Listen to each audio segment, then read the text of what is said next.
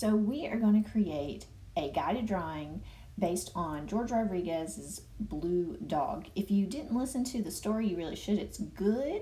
So let's go ahead and get started with our guided drawing. So you need a piece of paper, you need a pencil. You want your piece of paper nice and tall because that's the direction we are going to do ours. We're going to draw a circle for a head. Leave some room at the top because we need to do the ears for our blue dog.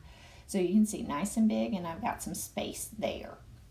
Now we're going to get started with the ears. These ears are huge and they look like triangles. So you got one ear pointing off to one side and one ear pointing off to the other. Notice that they're not pointing straight up, off to the sides.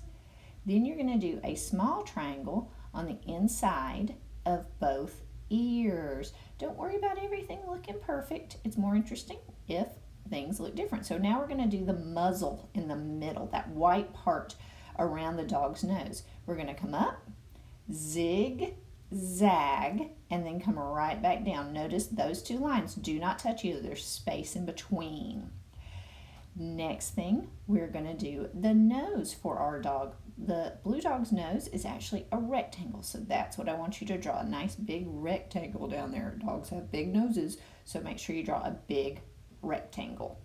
Now, nice big circles for eyes. So one on one side of the white muzzle and one on the other side.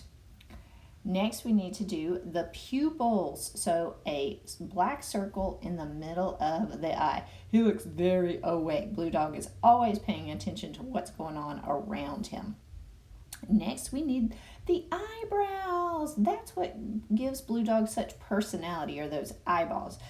Not eyeballs, eyebrows, those curved lines. So we're going to do the body next. Make sure you don't draw from the muzzle. Move over just a little bit. So come down, then go over for the bottom of the foot, up about halfway, a gentle curve for the belly. Then we're going to go down again, over, and up back to the head. Remember, if any of that was too fast, you just stop it and get yours done before you move forward. Now we're going to do a little foot on the side sticking out and the other foot on the other side. So a curve down, goes out, kind of looks like an L, and then you curve it back around. The last thing that we need to do is we need to make it where it looks like Blue Dog is actually sitting on the ground. So we're going to draw a horizon line, the line that tells us where the ground is and where the sky is.